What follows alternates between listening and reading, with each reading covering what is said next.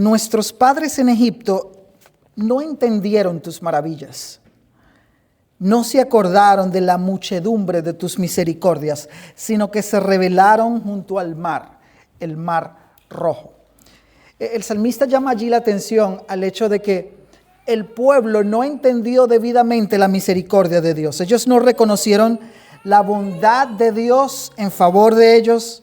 No entendieron cómo esas obras portentosas que el Señor había realizado en favor de Egipto eran una misericordia especial del único Dios vivo y verdadero hacia ellos como nación. En vez de eso, dice este versículo acá, que ellos se rebelaron, pecaron contra Dios. Este texto nos enseña que ellos debían haber entendido algo de la misericordia de Dios. Ellos debían haber entendido esas maravillas de Dios, recordar la muchedumbre de las misericordias de Dios y por consiguiente obedecer al Señor, no rebelarse contra Él.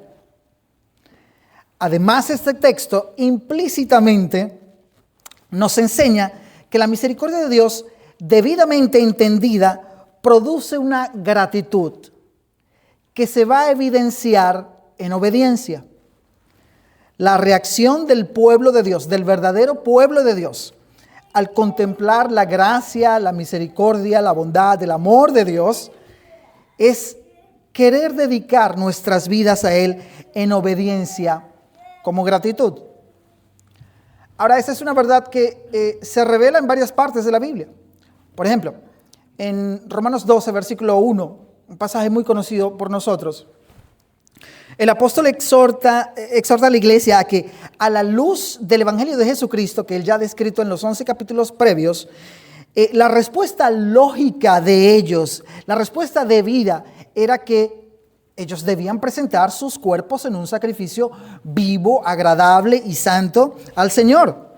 De manera explícita, ese texto en Romanos 12, versículo 1 dice: así que, hermanos, os ruego por las misericordias de Dios que presentéis vuestros cuerpos en sacrificio vivo, santo, agradable a Dios, que es vuestro culto racional.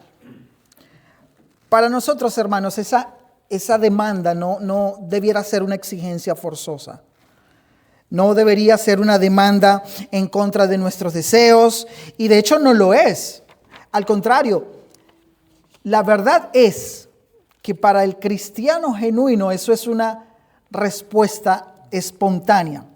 Es decir, cuando nosotros entendemos debidamente la misericordia de Dios, el amor de Dios, la bondad de Dios en nuestro favor, de una manera espontánea, nosotros, sin sentirnos obligados, queremos andar procurando agradar en todo a nuestro Señor. ¿Ustedes recuerdan 2 Corintios 5 versículos 14 y 15 que dice: el amor, porque el amor de Cristo nos constriñe, pensando esto, que si uno murió por todos, luego todos murieron y por todos murió, para que los que viven ya no vivan para sí, sino para aquel que murió y resucitó por ellos.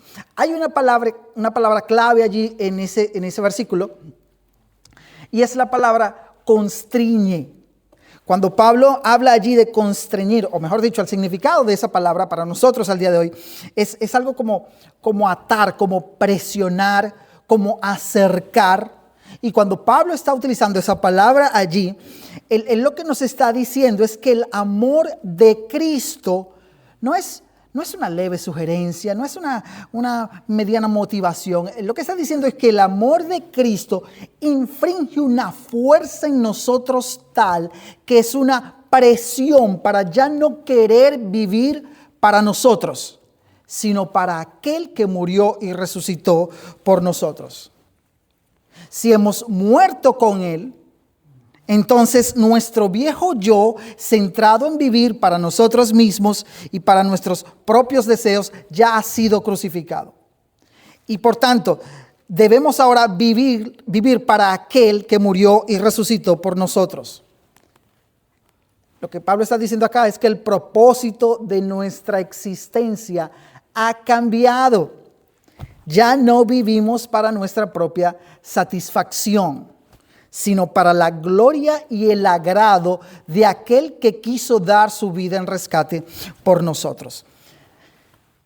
Esa es la parte teórica del corazón del mensaje que queremos compartir con ustedes en esta hora.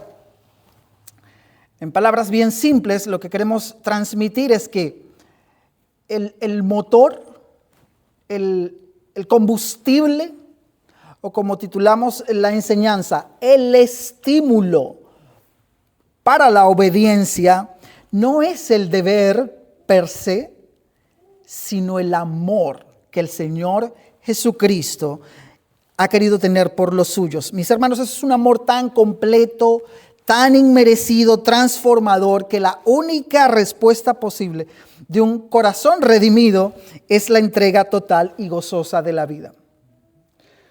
Con sobradas razones es que Pablo manda a los creyentes en Efesios capítulo 3 a que rueguen a Dios, o mejor dicho, él oraba a Dios por los efesios, porque fuesen capaces de entender la plena dimensión del amor de Dios.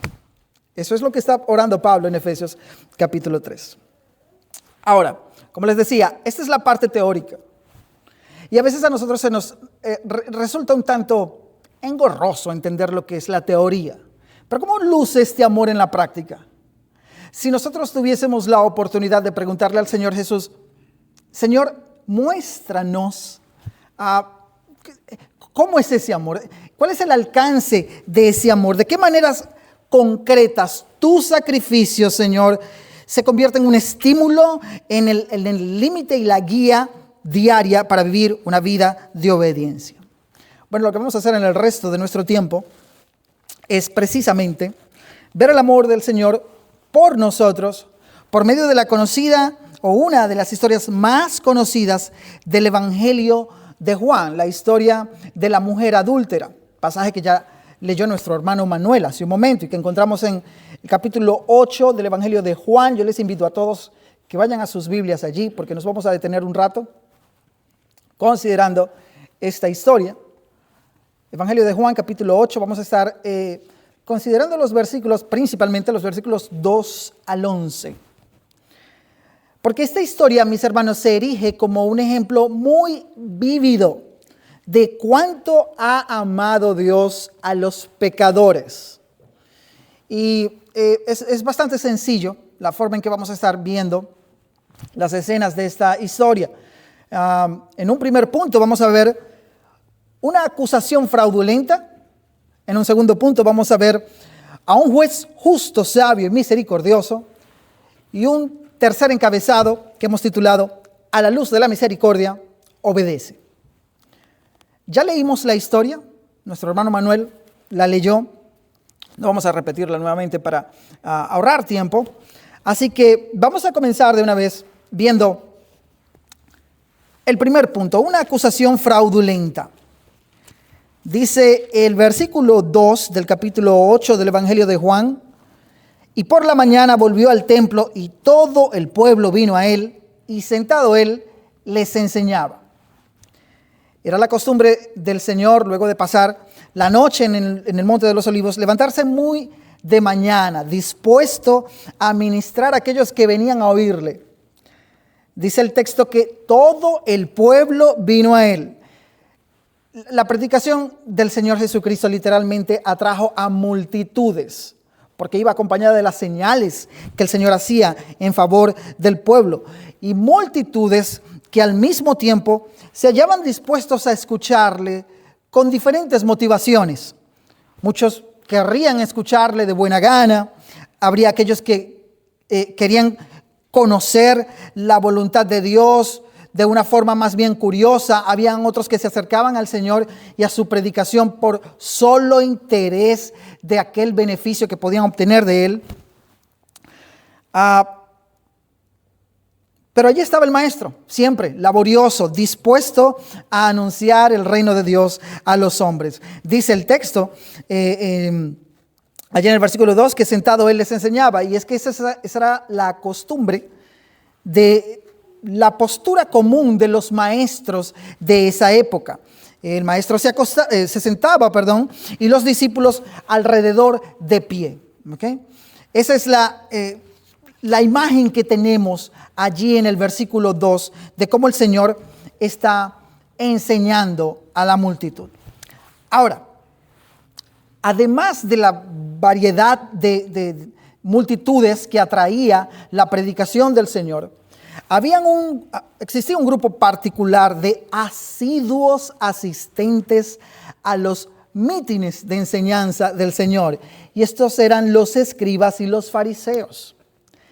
Y resulta que mientras el maestro está enseñando, estos hombres irrumpen en la reunión para presentarle al Señor un caso escandaloso. Dice el versículo 3. Entonces, los escribas y los fariseos le trajeron una mujer sorprendida en adulterio y poniéndola en medio le dijeron: Maestro, esta mujer ha sido sorprendida en el acto mismo de adulterio. Y en la ley nos mandó Moisés a apedrear a tales mujeres. Tú pues, ¿qué dices? Mas esto decían tentándole para poder acusarle. Los escribas y los fariseos se caracterizaron por ser los primeros asistentes en las reuniones del Señor cuando Él estaba enseñando al pueblo. Y en este caso acuden también a la enseñanza del Señor Jesucristo, pero con una motivación claramente definida: poner a prueba al Señor Jesucristo y ver si hallaban en Él algún tipo de falta para entonces poder acusarle. Y eso es una acción repetida que nosotros vemos en los evangelios de diversas maneras y utilizando diferentes tonalidades. Los fariseos siempre intentaron hacer caer al Señor de alguna manera. Les menciono simplemente algunas de estos métodos o de estas trampas que ellos quisieron hacer con el Señor. En algún momento le preguntaron: ¿es lícito a un hombre divorciarse de su mujer por cualquier causa? En otro momento le dijeron: Maestro, sabemos que eres veraz y que enseñas el camino de Dios con verdad y tú no buscas el favor de nadie porque eres imparcial. Dinos pues, ¿qué te parece? ¿Es lícito pagar impuestos al César o no? En otro momento también le dijeron: Maestro, ¿cuál es el gran mandamiento de la ley? O en otro momento le dijeron, para poder acusarle, le preguntaron diciendo: ¿es lícito sanar en el día de reposo? Y de una manera bien desnuda leemos en Lucas capítulo 11 versículos 53 al 54 sus diabólicas intenciones cuando dijeron, o dice el texto: cuando salió de allí el Señor Jesús, los escribas y los fariseos comenzaron a acosarle en gran manera y a interrogarle minuciosamente sobre muchas cosas, tramando contra él para atraparle en algo que dijera. Y en esta reunión no podían faltar. Y la intención de ellos es la misma. Ahora, la diferencia es que ahora su maldad los va a llevar a involucrar a quien sea necesario para llevar a cabo su propósito. Por eso van a hacer uso de una mujer humillada y avergonzada, y como si eso no fuese suficiente, involucran a Dios mismo en el asunto para poder hacer caer al Señor. Con total certeza, el Señor más adelante, ahí mismo en el capítulo 8 del Evangelio de Juan, Él les va a decir que ellos son hijos de vuestro padre, el diablo. Porque es que solamente Satanás es capaz de hacer tentar al mismo Dios haciendo uso de la palabra de Dios. Eso es lo que vimos en la tentación al Señor en el desierto. ¿Cuál es el plan de los fariseos y de los escribas? Acusar a una mujer descubierta en el acto mismo de adulterio, apelando al carácter justo y santo de Dios, con el propósito no de que Dios sea glorificado en medio del pueblo, sino para conseguir una acusación contra el Señor. Ya vamos a ver en qué consistía la trampa. Ellos le dicen al Señor Jesús: Maestro, esta mujer ha sido sorprendida en el acto mismo de adulterio y en la ley nos mandó Moisés a apedrear a tales mujeres. La acusación es real por la actitud de la mujer. Ella guarda silencio en todo momento. Pero estos hombres en ningún momento parecen mostrar ningún grado de sensibilidad a la profunda humillación que le están infringiendo a esta mujer. Probablemente esa mujer estaba allí descalza, despeinada, semidesnuda, pero para ellos el fin justifica los medios. Absolutamente en misericordias tratan a esta mujer como superiores a ella y a su vez como a un ser carente de dignidad alguna. ¿Ustedes están ahí conmigo en Juan capítulo 8? Porque quiero que se fijen en el versículo 6, el 5. Dice, ellos le dicen al Señor, y en la ley nos mandó Moisés apedrear a tales mujeres. La Biblia de las Américas traduce esa frase como que ellos dijeron, Moisés nos ordenó apedrear a esta clase de mujeres. Y lo que ellos están dejando ver con esa fraseología es la mentalidad de superioridad que ellos tenían. La autopercepción de esos fariseos es de verdad particular. Cuando ellos dicen tales mujeres, ellos lo que están es categorizando y condenando no solo a la mujer que tienen allí delante, sino a toda una clase de personas pecadoras, a quienes ellos consideran moralmente fallidos. Y esto no nos lo estamos inventando, mis hermanos. Si ustedes están allí conmigo, ahí mismo en Juan, unos versículos antes, en los versículos 48 y 49, en un relato allí donde ellos envían una comitiva para que trajesen al Señor, y como no lo traen, ellos le recriminan a estas personas. ¿Y qué pasó? ¿Se dejaron ustedes engañar también? Y miren de lo que acusan al pueblo en el versículo 48 y 49 de Juan 7. Ellos dicen, ¿acaso ha creído en él, en Jesús, alguno de los gobernantes o de los fariseos? Mas esta gente que no sabe la ley, maldita es. Ese es el concepto que ellos tenían del pueblo. Es decir, la predicación y la persona de Jesús era acepto solamente si los gobernantes o alguna de los escribas y fariseos hubiesen creído en él. Pero como ninguna personalidad relevante había creído en el Señor, Jesús simplemente era un individuo más irrelevante. Ese es el concepto de superioridad que ellos tienen hacia el vulgo, hacia el común. Esos son los fariseos. Así piensan ellos. Ahora, volvamos a la acusación. El aparente motivo de ellos al traer a esta mujer es bueno y válido. Porque ellos se basan en un mandamiento del Señor que nosotros podemos leer en Deuteronomio capítulo 17 y también en Deuteronomio capítulo 22, versículo 22, que refleja el carácter santo de Dios.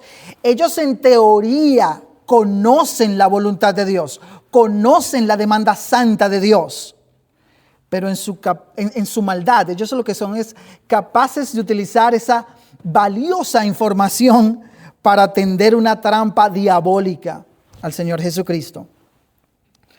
Es verdad, esta mujer, según los mandamientos de Dios, merece todo el peso de la justicia de Dios. Eso es verdad. Ella merece pagar por sus pecados, pero eso no es lo que les importa a ellos. Ellos solo quieren montar una trampa al Señor. En ningún momento ellos serán menos pecadores que esta mujer, pero pretenden presentarse como tales.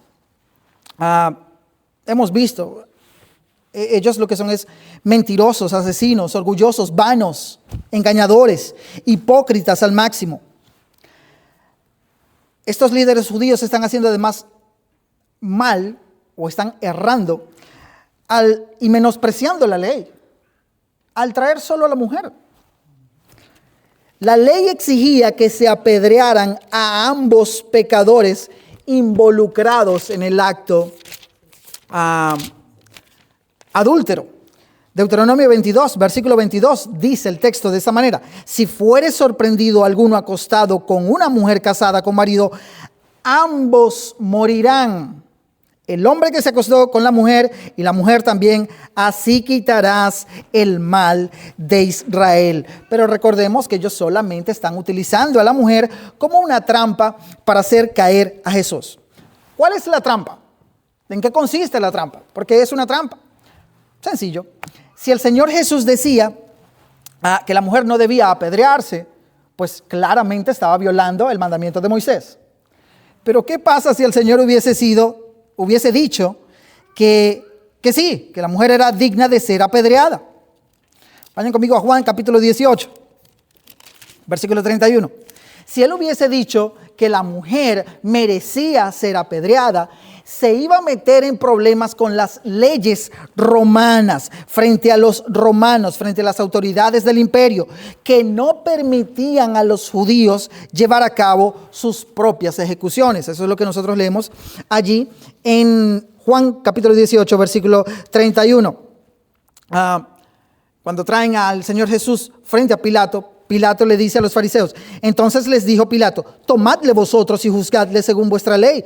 Y los judíos le dijeron: a nosotros no nos está permitido dar muerte a nadie. Así era la ley romana.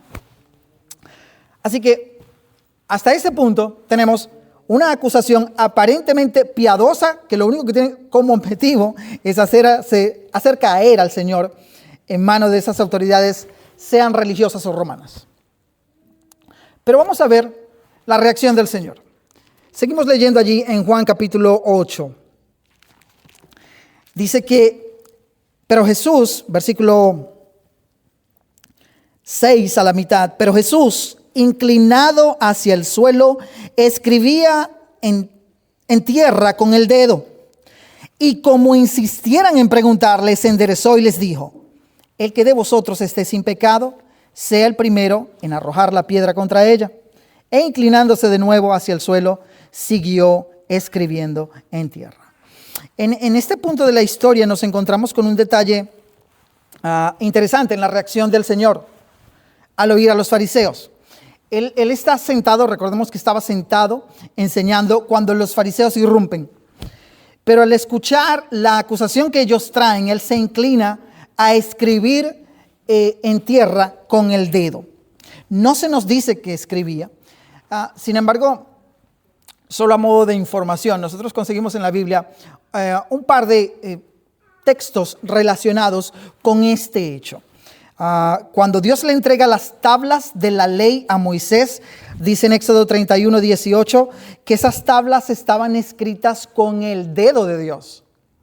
Y por eso algunos han concluido que tal vez lo que el Señor estaba escribiendo en tierra era el 7º mandamiento: no cometerás adulterio. O el 10º mandamiento, que también reza: no codiciarás a la mujer de tu prójimo. Por otro lado, en Jeremías capítulo 17, en el versículo 13, hay un texto interesante allí que dice, Jeremías 17, versículo 13, dice: oh Jehová, esperanza de Israel, todos los que te dejan serán avergonzados, y los que se apartan de mí serán escritos en el polvo, porque dejaron a Jehová manantial de aguas vivas. Así que se ha llegado a pensar que al hacer este gesto, el Señor Jesús lo que está haciendo es invirtiendo el juicio. Él no está condenando a la mujer cuyo nombre se esperaba que escribiese como sentencia, sino que él está exponiendo la hipocresía de los acusadores, sugiriendo que sus nombres eran los que corrían el riesgo de ser escritos en el polvo. Sin embargo, esas interpretaciones no dejan de ser simplemente posibilidades de lo que realmente pudo estar escribiendo el Señor. Pero de un asunto sí estamos seguros, porque lo vemos allí en el texto. Es que el Señor no está muy interesado en responder a las necedades de estos fariseos. Solo porque ellos insisten en preguntarle, es que el Señor accede a prestarles atención. Vean allí el versículo 7, dice: como insistieran en preguntarle, él entonces se enderezó y les habló. Y aquí llegamos a la parte en la que nuestro Señor Jesucristo dicta una sentencia porque como hemos titulado el segundo punto, que no lo anuncié, Él es un juez justo, sabio y misericordioso. Y Él va a pronunciar un dictamen sabio, pero un dictamen misericordioso también. El Señor Jesucristo dicta sentencia frente a estos acusadores y frente a la acusada como solo Él podía hacerlo. Y Él dice: el que de vosotros esté sin pecado, sea el primero en arrojar la piedra contra ella. El Señor no le quitó importancia al pecado de la mujer. No le quitó importancia. Él no invalida en ninguna manera, ni en forma expresa o implícita, el séptimo mandamiento. No lo está haciendo. Él tampoco dijo que descartaba la ley que exigía la pena de muerte para ofensas como esas. Por el contrario, sin implicar de ninguna manera que él desea la muerte de esta mujer, él se basa entonces en el supuesto mencionado por ellos, en la acusación que ellos traen, como si la ley de Moisés fuese en efecto a aplicarse, literalmente en este caso. Pero él les muestra que ellos mismos no son dignos de ejecutar la misma ley que aparentemente tanto desean cumplir. Con un despliegue formidable de sabiduría, el Señor lo que hace frente a estos hombres es que estos hombres que tienen la intención de cometer el pecado de homicidio contra el mismo Mesías y que se están presentando en este instante como si de verdad estuviesen escandalizados, Él les dice: el que de vosotros esté sin pecado, sea el primero en arrojar la piedra contra ella. Eso es una alusión a Deuteronomio 17:17, que decía: la mano de los testigos caerá primero sobre él para matarlo, y después la mano de todo el pueblo. Estos escribas y fariseos actúan como testigos, como acusadores. Sin embargo, el pecado de la acusada en este caso no era nada en comparación con la perversidad de ellos. El versículo 9 nos va a decir la reacción que ellos tuvieron a las palabras del Señor en este caso. Dice el versículo 9 que: pero ellos, al oír esto, acusados por su conciencia, salían uno a uno, comenzando desde los más viejos hasta los postreros, y quedó solo Jesús y la mujer que estaba en medio. Vale preguntarnos acá, siendo estos fariseos tan recalcitrantes en su actitud, ya hemos visto la percepción, la autopercepción que ellos tenían de ellos mismos, ese sentido de superioridad, siendo como eran ellos, ¿qué los hace que reaccionen tan pasivamente a las palabras del Señor Jesús?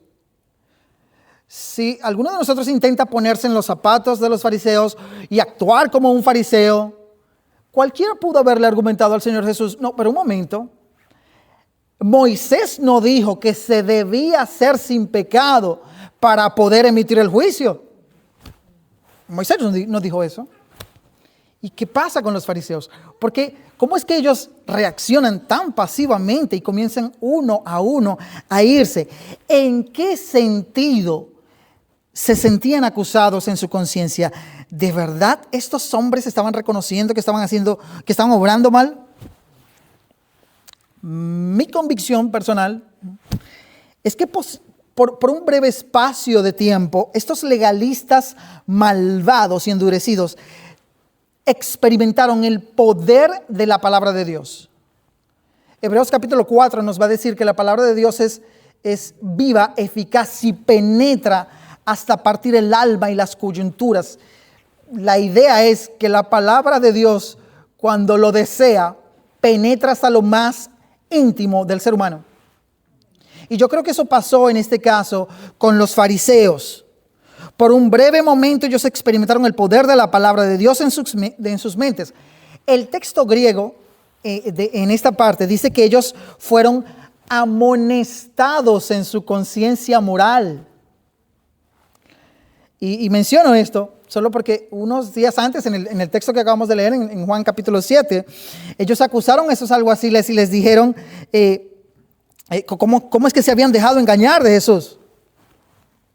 O sea, según ellos, en su propia sabiduría, no había argumentos que pudieran convencerlos de que Jesús tenía razón. Pero en este momento le dan la razón, porque son acusados en su conciencia y se consideran entonces indignos de emitir el juicio sobre la mujer. Y por eso comienzan a irse. Lamentablemente para ellos ese efecto no iba a durar mucho. Tan solo unos versículos más adelante, en el capítulo 8, nosotros los vemos nuevamente volviendo a lanzar acusaciones contra el Señor. Así que ya, suficiente hablar de los fariseos. Reconociendo la derrota, en ese instante, una vez más, como tantas otras veces, ellos se retiran. Y en la escena queda la acusada frente al Señor y seguramente la multitud que antes había estado escuchando al Señor. Dice el versículo 10, el 9, a la mitad, casi al final. Y quedó solo Jesús y la mujer que estaba en medio. Enderezándose Jesús y no viendo a nadie sino a la mujer, le dijo: Mujer, ¿dónde están los que te acusaban? ¿Ninguno te condenó? Jesús, la mujer y la multitud. La vergüenza para esa mujer no ha terminado. Ella sigue allí con una gran pena encima por causa del pecado que realmente ha cometido. Ya el Señor trató con los fariseos, ya ellos se fueron, acusados en la conciencia por un breve espacio de tiempo, se han marchado. Y cuando el Señor se dirige a la mujer diciéndole: ¿dónde están los que te acusaban? ¿Ninguno te condenó?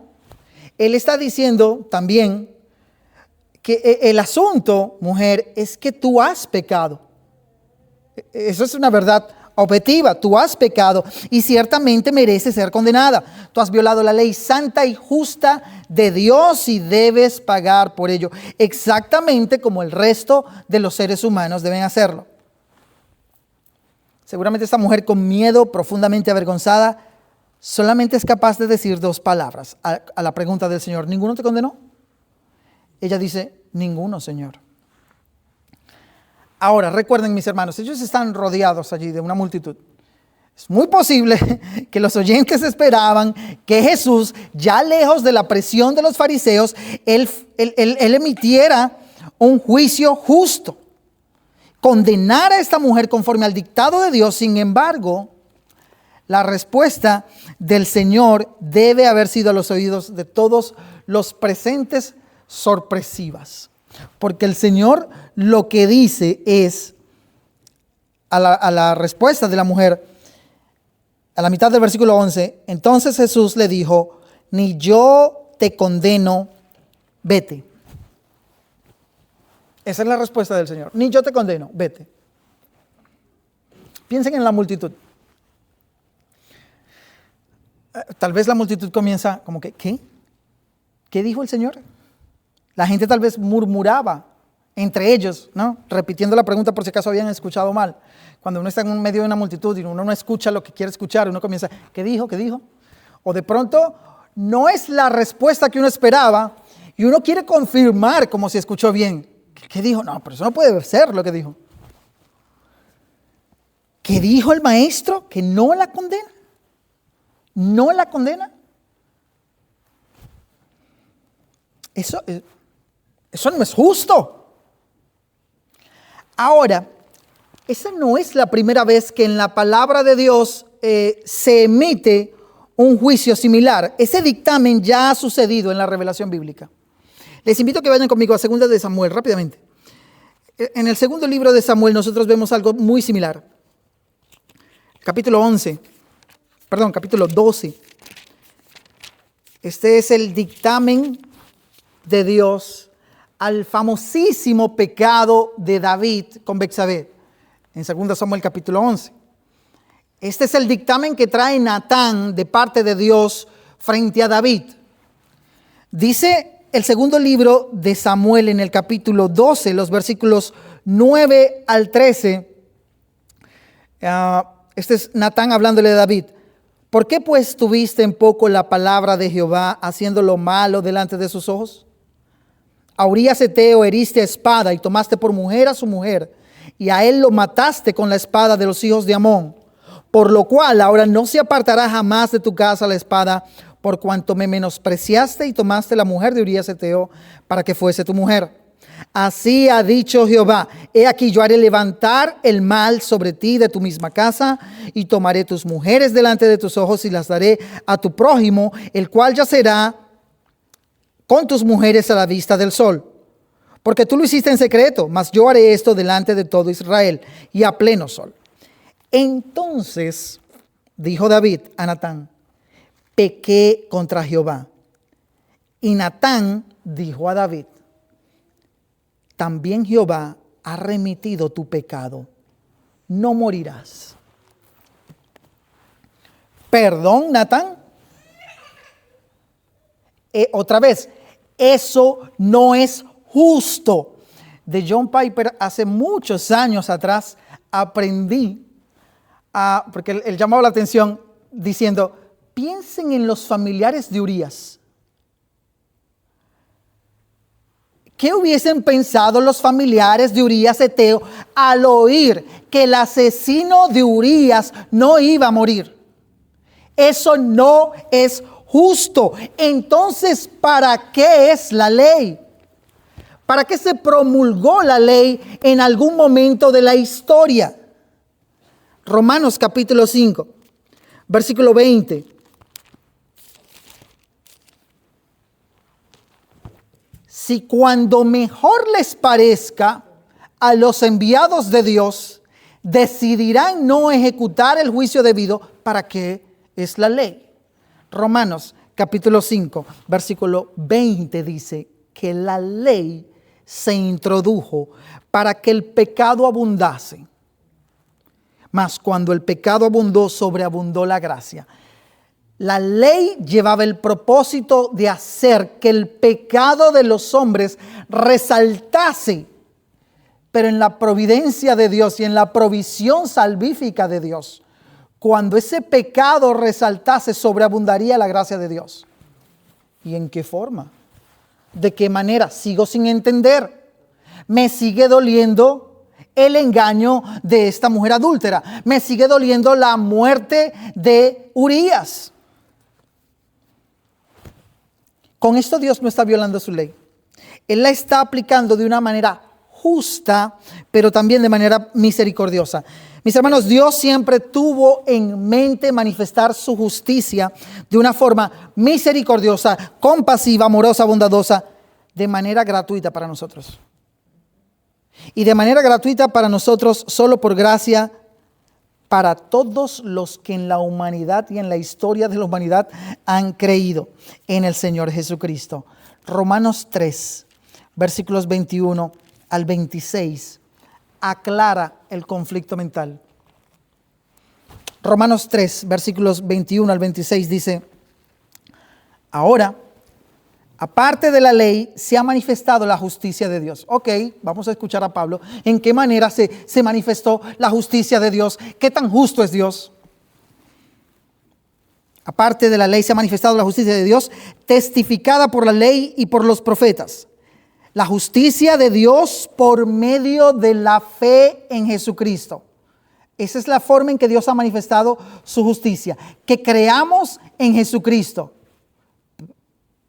Y sigue diciendo el texto: para todos los que creen en Él, porque no hay diferencia, por cuanto todos pecaron y están destituidos de la gloria de Dios, siendo justificados gratuitamente por su gracia mediante la redención que es en Cristo Jesús. Ahora escuchen el versículo 25, porque ese es el que aclara la idea. A quien Dios, Jesucristo, a quien Dios puso como propiciación por medio de la fe en su sangre, para manifestar su justicia a causa de haber pasado por alto en su paciencia los pecados pasados. El pecado de David por asesinar a Urías no quedaría impune, le sería cobrado al Señor Jesucristo. Jesucristo pagaría por la muerte que merecía David al matar a Urías. El Señor Jesucristo pagaría la pena de morir apedreado que merecía esta mujer cuando Él la liberó de ser apedreada.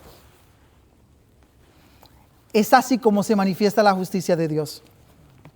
El sufrimiento de morir apedreada que estaban clamando los fariseos para esta mujer fue cumplido, sí, pero no en ella, sino en la persona de nuestro Señor Jesús. Y mis hermanos, créanme, lo que sufrió el Señor fue infinitamente peor que morir apedreado. Porque los requerimientos de la justicia divina hacía que estos sufrimientos fuesen ejecutados con una severidad inmensa. Piensen en esto, desde el principio, desde que el Señor se introdujo en esta vida terrenal, Él comenzó a experimentar los sufrimientos vicarios por todos los pecadores por quienes Él iba a morir, incluyendo los de esta mujer, incluyendo los de David, incluyendo los tuyos, incluyendo los míos. Los que profesaban ser seguidores del Señor, en algún momento determinado, simplemente lo abandonaron. Uno lo traicionó, otro más tarde lo negó. Tales fueron los sufrimientos del Señor que en la hora más extrema, sudando gotas de sangre, al Señor le ruega al Padre: Padre, si quieres, pasa de mí esta copa, pero que no se haga mi voluntad, sino la tuya. Porque es que en ese momento, mis hermanos, todas las fuerzas de la ira de un Dios justo y santo, quien promulgó esa ley, estaban sobre el Señor Jesús por los pecados de su pueblo, incluyendo los pecados de esta mujer, incluyendo los pecados de David, incluyendo los pecados de todos nosotros. Hay un libro muy bueno que se llama La Cruz de Cristo, que es de John Stott. Y al final del libro, Stott relata cita un drama que él dice que se titula El largo silencio.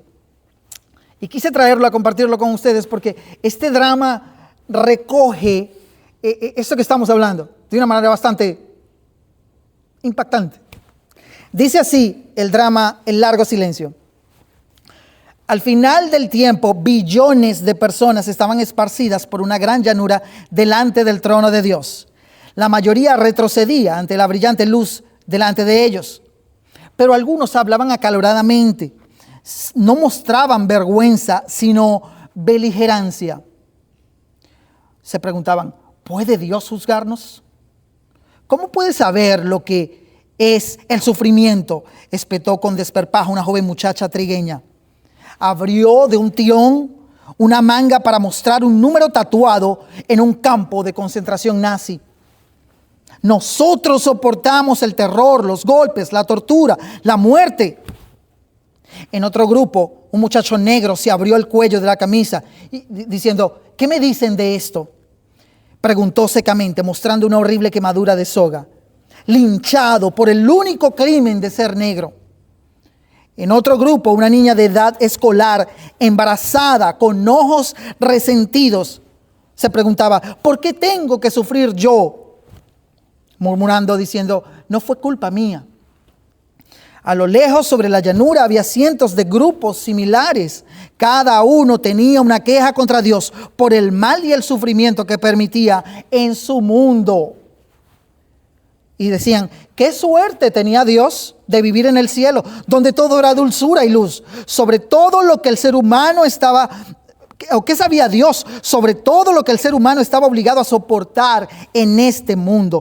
Porque Dios lleva una vida bastante buena, bastante protegida, decían.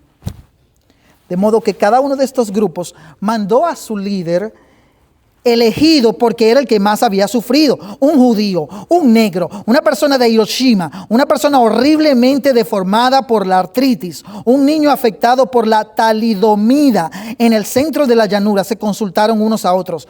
Por fin estaban listos para presentar su caso y resultó bastante coherente, según ellos. Antes de que Dios pudiera estar en condiciones de ser el juez, tenía que soportar lo que habían soportado ellos. Su decisión fue que Dios debía ser sentenciado a vivir en la tierra como hombre. Eso resolvieron ellos. Que al nacer sea judío, Que se ponga en tela de juicio la legitimidad de su nacimiento. Que se le asigne un trabajo tan difícil que hasta su familia piense que está loco cuando trate de cumplirlo. Que sea traicionado por sus amigos más íntimos. Que tenga que enfrentar cargos falsos. Ser juzgado por un tribunal prejuiciado y ser sentenciado por un juez de poco carácter. Que sea torturado. Al final, que vea lo que significa estar terriblemente solo luego que muera. Que muera de manera que no quede duda alguna de que murió. Que haya una gran hueste de testigos para verificarlo. Y sigue diciendo esta obra que a medida que cada líder anunciaba la porción de la sentencia, audibles murmullos de aprobación subían de la multitud reunida allí. Y cuando el último hubo terminado de pronunciar su parte de la sentencia, hubo un prolongado silencio. Nadie pronunció una palabra más. Nadie se movió, porque súbitamente todos comprendieron que Dios ya había cumplido su sentencia. Y por supuesto que la cumplió. En la persona de nuestro Señor Jesucristo. Dice 2 Corintios 5, versículo 21, que al que no conoció pecado por nosotros, Dios lo hizo pecado para que nosotros fuésemos hechos justicia de Dios en él. Y en Gálatas 3:13 dice que Cristo nos redimió de la maldición de la ley, hecho por nosotros maldición. La verdad es que el Señor en este pasaje, donde está dejando libre de condenación a esta mujer adúltera, Él está actuando conforme a la voluntad de su Padre en los cielos y en ninguna manera violando su justicia. Fue un dictamen soberano de parte de Dios que su justicia se manifestara en Jesucristo. El último punto, ya más breve, que a la luz de esa misericordia obedezcamos. A la luz de la misericordia obedece. ¿Cuál es la última frase que el Señor dice a esta mujer? Después que le dice, vete, el Señor añade y le dice, y no peques más. Ni yo te condeno, vete, y no peques más. Es una orden clara, concisa, llana, transparente, bien entendible. A la luz de lo que acaba de experimentar esta mujer, el Señor le concede en un acto de liberación el perdón por la culpa de su pecado, pero le añade, no peques más, ni yo te condeno, vete y no peques más. Cuando el Señor dijo a ella, ni yo te condeno, esa frase tiene que haber sonado a los oídos de esta mujer, en el alma de esta mujer, no como un simple indulto legal, mis hermanos, sino como que le estaban ofreciendo a esta mujer una nueva vida. Ella merecía morir y el Señor rescató su vida del abismo y le dice, ni yo te condeno. Ahora, cuando Él le dice, no peques más, le está diciendo, sé obediente. Y ella no debe entender esa obediencia como el pago de la libertad que ya ha recibido, sino como la prueba viviente de la misericordia recibida. Es así que ella debía entender la gracia y la misericordia del Señor. Vete y no peques más, no es una sugerencia piadosa, es la orden final que el juez, todo justo y todo sabio, acaba de emitir al declararla libre. Pero no es una orden motivada por el miedo, sino ella estaba supuesta a tener en su memoria un recuerdo imborrable de la gracia y de la misericordia de Dios. Ese era el combustible, ese era el estímulo que ella necesitaba para andar en obediencia. Eso es lo que ella necesita recordar para no pecar más, para ser obediente al Señor. Cuando le dijo vete. Uno puede pensar, es como que aléjate de este lugar donde estuviste a punto de ser condenada. Ya los acusadores no tienen piedras en las manos. No hay quien te condene. Ninguna condenación hay para los que están en Cristo Jesús, porque el peso de la ley ya no está sobre ti. Cuando le dicen no peques más, es como que le he estado diciendo a esta mujer, por favor, no vuelvas al camino que te condujo a la muerte. No vuelvas allí. Sé consecuente con el rescate que tú has recibido. Honra con tu vida la inmensidad de la misericordia. No es que debes ganarte mi amor dejando de pecar, sino que ahora puedes dejar de pecar porque ya has sido inundada por el amor. ¿Qué dice Romanos capítulo 5, versículo 5? El amor de Dios ha sido derramado en nuestros corazones. ¿De qué manera? Por el Espíritu Santo que nos ha sido dado. Y el Espíritu Santo es el que nos capacita a andar en esas buenas obras. Es así como nosotros podemos ilustrar 2 Corintios capítulo 5 versículos 14 y 15. ¿Recuerdan nuestra introducción?